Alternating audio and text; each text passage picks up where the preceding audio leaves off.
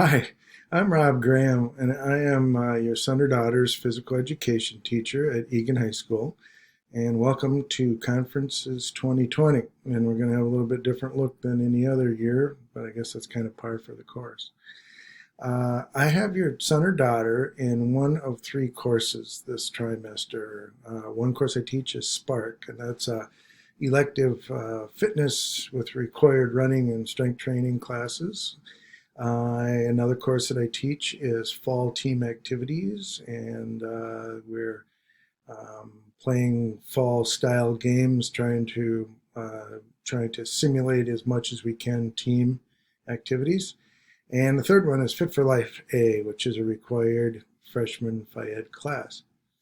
I am just intending to introduce myself here today, and then I want to show you very, very quickly the key to success for 2020 Phi-Ed.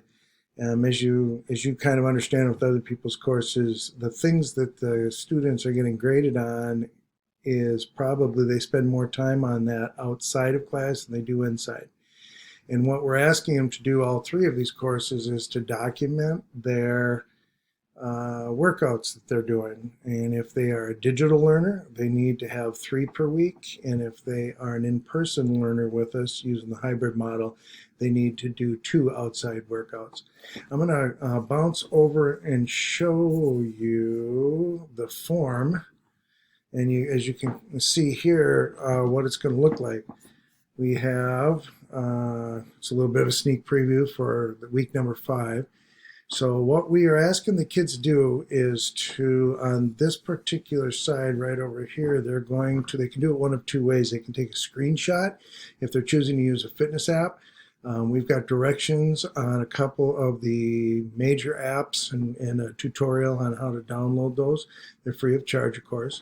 So they could download a snapshot that gives us a date and some kind of a timestamp or date stamp on there and a description of the workout.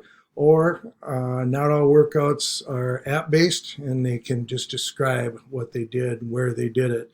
Something in the neighborhood of about 50 words will usually do it. That's worth 10 points per day. And then the next session over here, so this side over here is what they're doing, and this side over here is how did it go. You can see that we've got some questions there to get the conversation started. Again, we're looking for about 50 words over here. If they answer the question with a 2 or 3 word sentence, that's pretty close to what we're looking for.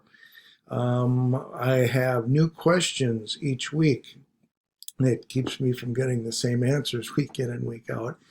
And what we're doing with that is it's very, very important that these weekly submission templates are listed in their folders in their Schoology account. So they should start out each week, go to that weekly folder, download one of these, and then begin the process of filling it up.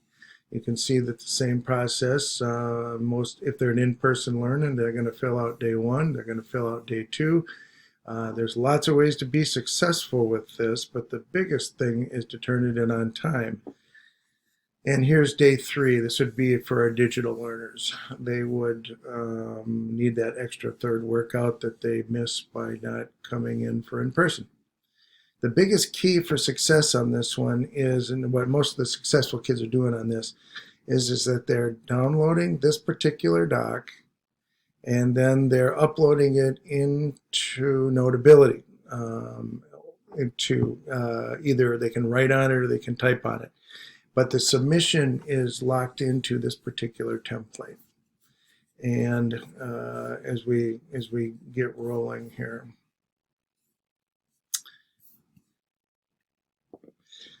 So that's just a quick tutorial of, and then that template we were just looking at is uploaded to their Schoology assignment each week.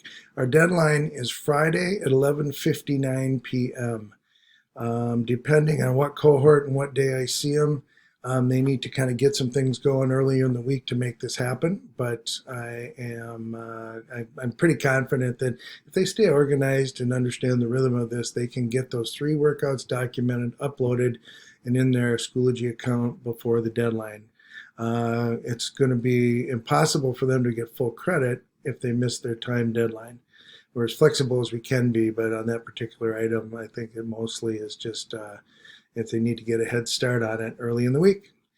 So there really is one. I'm glad we got a chance to talk today, and that really is the pathway to success for this class is to document those outside of class workouts. It's been good to talk to you, and we look forward with checking in with you during parent conferences. Thanks a lot.